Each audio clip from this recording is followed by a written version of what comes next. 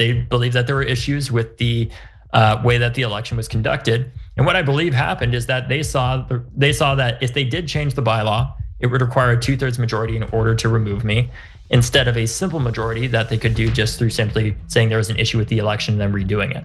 And ultimately, when it came down to that, I decided not to run for re-election because we have bigger things to focus on right now than a ceremonial volunteer role at the DNC or a title there, when I'm going to do the work that I believe we need to do to win back young people, which is supporting people like Zoran. All right, joining us now is David Hogg. He is leader of Leaders We Deserve. He was, of course, co-founder of March for Our Lives, and I think a lot of you know about his past. He was also vice chair of the DNC, and we're, of course, going to talk about that a little bit as well. David, welcome to the show. Thanks so much for having me, Cenk. How are you? Good, brother. How you doing? You know, just dealing with the creeping authoritarianism and seeing the horrific stuff that happened to Kat today with the indictment. Yeah, indeed. So we got a lot to talk about. First, we'll get to your brief era at the DNC. I'm very curious about that, right? But I want people to know about Leaders We Deserve first, and then at the end we'll probably talk about the candidates. But so what is the point of the group? The point of the group is to help elect more people just like Maxwell Frost. I got started out helping out him in his congressional race, and with his campaign manager, we saw how hard it was for him to run for office. He was 24 years old at the time when he was running. He was running against 2 former members of Congress, one of whom had run a hedge fund while being a member of Congress, and the other had committed tax fraud while being a member of Congress, both of whom were Democrats. And the reason why Maxwell is the right person for that race wasn't just because he was young necessarily, it's because he had the right experience and he wasn't corrupt as hell. He had worked in the gun safety movement since he was 15 years old, advocating with survivors from Sandy Hook and other instances of gun violence at state legislatures and in Congress to strengthen gun laws. He'd done work with the ACLU as well to hold President Biden accountable on the Hyde Amendment to get him to change his stance on it. So we saw how hard it was for him to get elected. And once he was elected, we thought it was amazing, but we needed more people like him to be in Congress, to be in state legislatures. So we created Leaders We Deserve to kind of be like an Emily's List for young Democrats, young progressive Democrats running for state legislature and Congress who don't take corporate money. What I'd like to say is we're like a lumbar support for candidates with a spine, where we come in and we'll spend a substantial amount of money in races on the order of several $100,000 to $1 million+ in some instances to get candidates across the finish line, and not just give them money, but give them advice on a day-to-day basis, make sure that their finances are in order, make sure that they are doing everything they can to get local endorsements, build the right field program, and make sure that we're kind of standing up to be not a special interest, but help stand for the people's interests. So candidates can actually stand for what their constituents want and not special interests. So David, a couple of groups now are progressive and don't take corporate PAC money, including Just Democrats as an example. Yep. So is the distinction here that you're mainly helping younger candidates?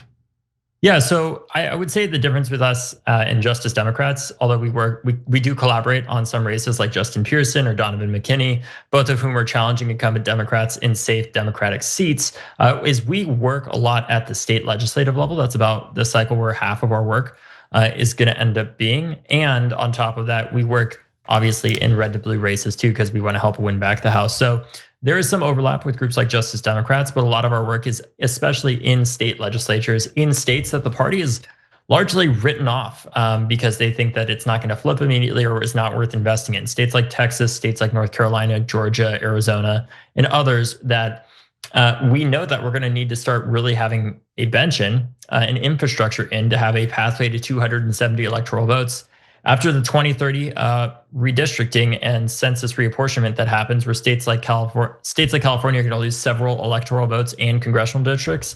Meanwhile, states like Texas, Utah, Arizona, and Florida are going to gain several congressional districts and electoral votes. So we're trying to invest right now in the young people that are building real networks in those states. And this weekend, I'm actually going to be traveling to two of those states in the South to support our candidates. I'm going to Houston, Texas to support Christian Menifee in his special election out there for Congress.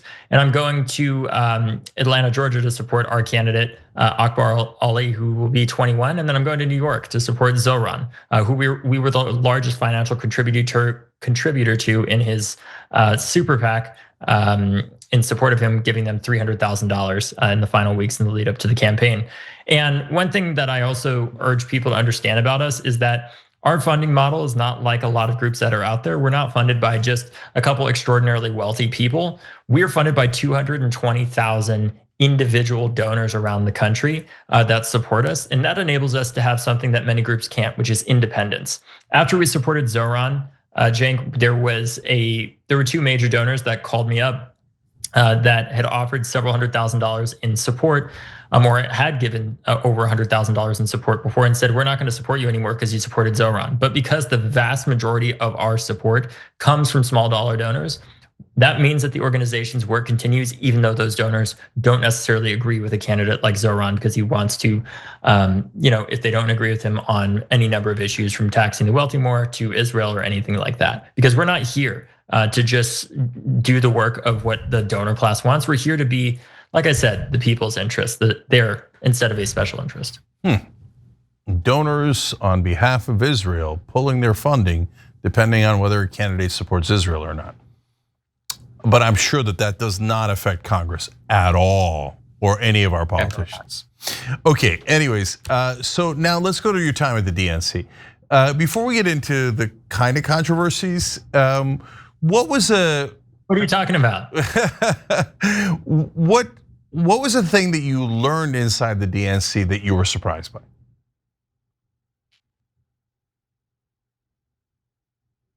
A thing that I learned inside of the DNC that I was surprised by. Because I think how many people do not understand what the DNC actually does, in comparison to what they think it does a lot of the time.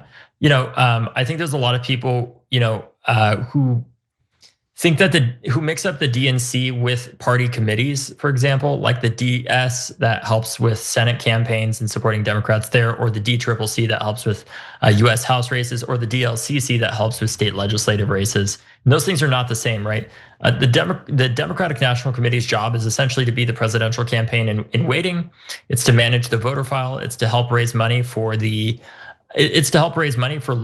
local and state parties, and to help manage the debate schedule and platform of the party. It doesn't have that much of a role, or really any, in these Senate races or in these congressional House races or anything like that. So I think that's the main thing. In addition, I think that everybody wants the DNC to be, they all have their own idea of what the DNC should be doing or what it should be. The problem is there's really two roles that people are trying to make it be at the same time. Everybody wants it to be like a coach for the party, to be the organization that helps support the candidates that they want to see more of in the Democratic Party.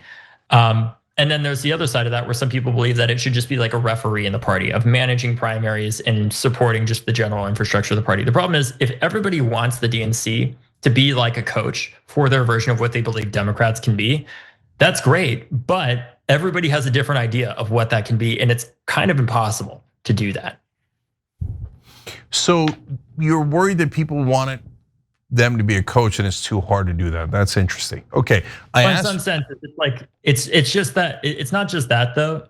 It's that in order to gain power inside of the DNC for somebody like Ken Martin, to become the chair of the DNC, a lot of the time it is just determined by essentially how long you've known a lot of people and what type of relationships you have with them. It's not determined necessarily by, well, who's the most charismatic person on TV, or who is the person that has the best messaging necessarily for the party. It's very insular. It's about, what is your relationship like with 450 members of the DNC? And ultimately, when you're somebody like Ken Martin and you have all those relationships over the course of 8 years, because you've been the chair of the state Democratic Party chairs, you're going to have a lot more relationships than somebody like Ben Winkler, who was going out there, going on TV and getting a lot of public support, obviously.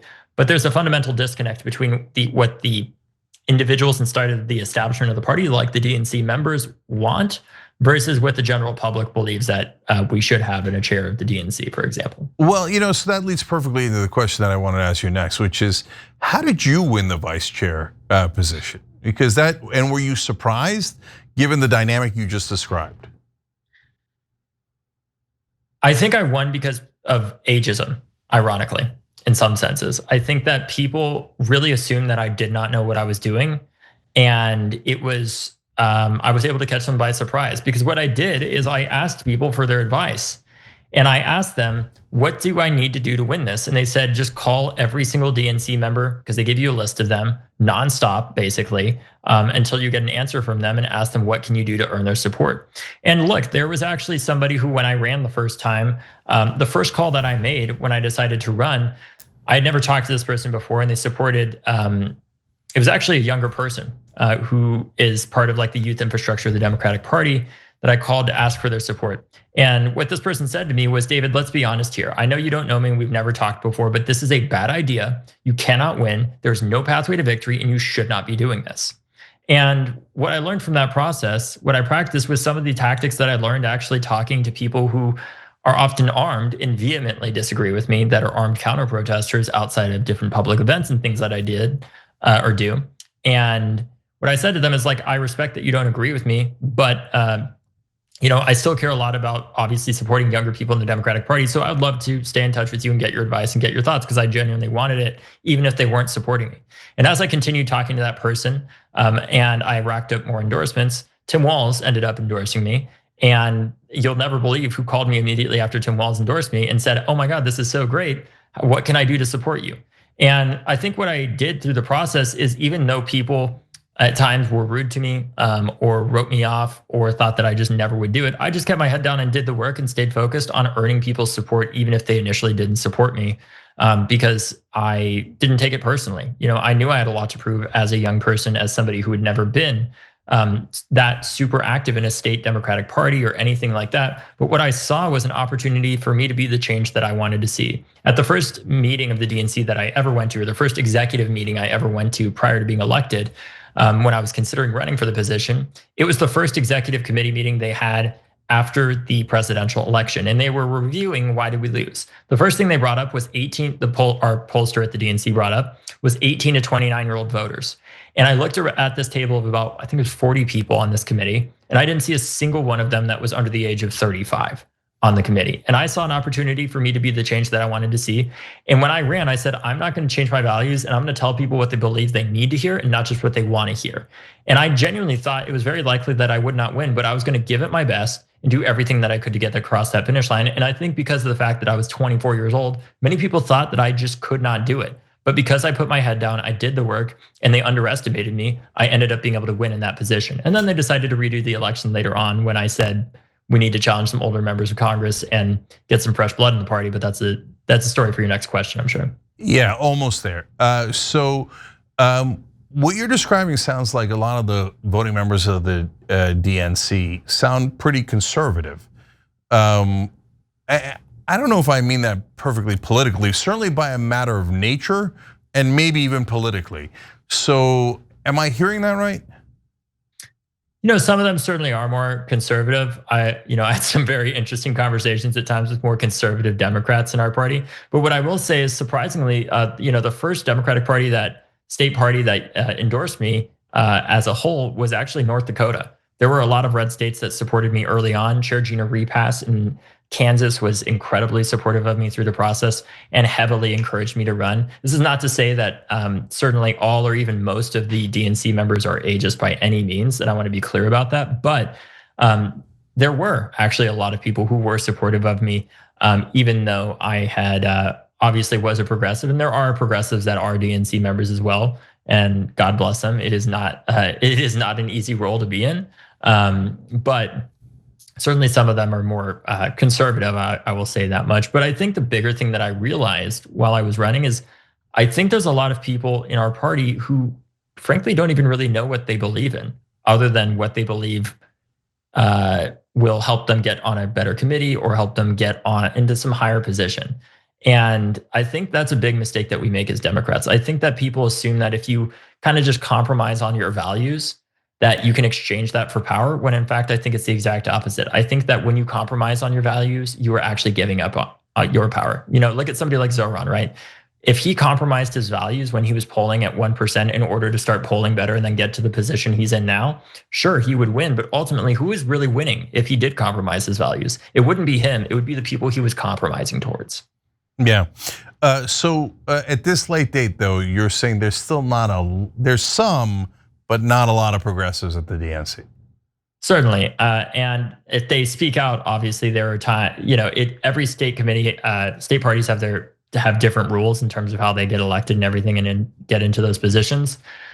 But I think part of the challenge, to be honest with you, and this is not to give the DNC a free pass by any means, but part of the challenge is that think about if you're in Ken Martin's position, right? Or any of the vice chair's positions. If there's something that the party or more specifically Chuck Schumer or Hakeem Jeffries are doing that you don't agree with, you can't really speak out against it, because if you do, it's like, okay, what does it matter? They are that's the Speaker of the House, the minority Speaker of the House, and then you have somebody like Chuck Schumer as the minority leader, and it's ultimately creates this kind of disconnect where it's like, yeah, you have this title, you have this position, but ultimately you don't actually have the power that goes along with it to be able to dictate what Democrats in Congress are actually doing. Does that make sense? Yeah, it does a little bit. And I think Ken Martin's often caught in tough situations. So that leads me to the next question, which is you put him in a little bit of a tough situation. And I'm very curious about this one. Not the second time when they actually ousted you, but the first issue that came up was, hey, listen, you're running this PAC, Leaders We Deserve, that we talked about, and we want the DNC to be neutral, which is a rule that I like and is a rule that progressives originally came up with. And I thought that was a bit of a fair criticism. So what do you make of that? Well, what I'll say about that is when I ran to be a vice chair of the DNC, I read the bylaws to understand, could I even do this in terms of having a PAC that works in primaries when I was a vice chair of the DNC. And I looked at the people who were vice chairs previously, people like Gretchen Whitmer and Tammy Duckworth, both of whom had PACs. And when I read the bylaws, it said that it didn't say anything about you not being able to be involved in primaries other than the presidential, because that really is what the DNC has control over, is the presidential primary. And then the fact of the matter is as well that the DNC does give money to groups like the DCCC and the DS, who famously, as you just saw with Graham, I'm sure in your interview mentioned this, the DS does get involved in primaries and does have their candidates. And my argument was, if you're going to remain totally neutral, and I'll tell you what I said to Ken. I said, look, if you want to change this bylaw, I don't believe that you should set the precedent that you can change the bylaw that then results in one of your officers like myself being outside of the lines of that bylaw. So what if we met in the middle and you passed this and I supported it, so long as you added in a grandfather clause? Because I understand the philosophy behind wanting to have all officers of the DNC remain neutral, but I just don't believe that we should set the precedent of being able to change the bylaws that then results in an officer all of a sudden being outside of the lines when if they were elected, they weren't previously, if that makes sense. But ultimately what happened is they decided that there was issues, I'll say conveniently, but that they believed that there were issues with the way that the election was conducted. And what I believe happened is that they saw that if they did change the bylaw, it would require a 2/3 majority in order to remove me, instead of a simple majority that they could do just through simply saying there was an issue with the election and then redoing it. And ultimately, when it came down to that, I decided not to run for re-election because we have bigger things to focus on right now than a ceremonial volunteer role at the DNC or a title there, when I'm going to do the work that I believe we need to do to win back young people, which is supporting people like Zoran. Yeah, so I thought the bylaw debate was an interesting and legitimate one, and I might have agreed with Ken on that one, but I would have wanted to hear your side of it. And you're making a really interesting point about Tammy Duckworth and others having run PACs before as vice chairs. So that's a super good, legitimate debate. There's nothing wrong with having that debate, and the compromise you offered is an interesting one too. Let me say this one other thing, Cenk, as well. Yeah. When I brought up, just for your audience's total awareness and your awareness as well, when I was in these conversations with the DNC and I talked to leadership and I said, okay, let me paint you a picture here. Let's say that this bylaw goes through and future president, I don't know, Gavin Newsom appoints Governor Westmore of Maryland to be a vice chair of the DNC. And Governor Westmore has a PAC that gives to an incumbent in a primary, right?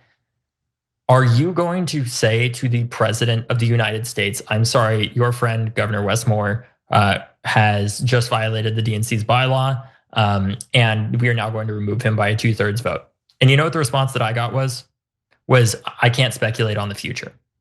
I mean, that's amazing, because that's the thing, that just like, if we're going to be real about this, yeah. If we're going to be real about this, right? Let's make it an actually enforced rule and not just have this be a one-time thing. And when somebody tells me like, oh, I just can't speculate on the future, when I ask them whether or not this rule is going to be enforced, and they continue to insist on giving to groups like the DCCC and the DSCC that both famously get involved in primaries, and we are actively funding state parties that absolutely rig primaries in favor of certain candidates against other ones by pulling things like the voter file away from candidates challenging incumbents at times. And this is not all state parties, but there are some that do this. And I'm told there's just nothing we can do about that. It's hard for me to take it seriously. Yeah, and they're not neutral in the presidential race either, the one they're supposed to be neutral on. They should be. Yeah, so they should be, but they're not. I mean, like, so I ran as a protest candidate against Biden to try to get other people to go in the race, et cetera. And to your point about North Dakota, I did the best in Oklahoma. So there's good progressives and populists everywhere, right? But no, they would pull the voter files, and then they wouldn't. In some states, they just don't put you on. They're like, so what? Right. We're cheating. What are you going to do about it? Okay. And that is actual undue influence that should not be allowed, to be clear. But the problem that I had is that we're talking about whether or not officers are involved in primaries when the actual problem is when state parties are actively pulling resources away from candidates like the voter file and tilting the playing field in favor of their candidate. And we're supporting committees like the DTRIP and DS that actively are putting their thumb on the scale in primaries. That's what I'm a lot more concerned about than what just somebody in a symbolic voluntary role is doing. And if we're gonna talk about neutrality, let's actually make it a real policy that is enforced, where if you are a state party putting your thumb on the scale for a certain candidate, that you do not get funding from the DNC anymore. That if you were active, if we want to fund the DTRIP or the DS and give them money, we should give them that money after primaries are over if those committees are going to be involved in primaries, if we actually are serious about remaining neutral. I couldn't agree more. That last point is absolutely critical. So look, to be fair to Ken Martin, he wasn't there when they were rigging things in 2016, 2020, or even 2024. And he actually did put my name on the Minnesota ballot when he had the authority in Minnesota. And I'll give him a lot of credit for that as well.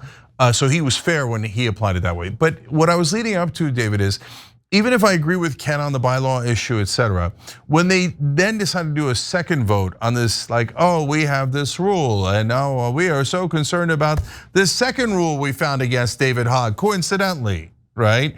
And now we're gonna do this vote and we're gonna oust them, but we would have done it otherwise. I was like, no, I don't believe you at all anymore.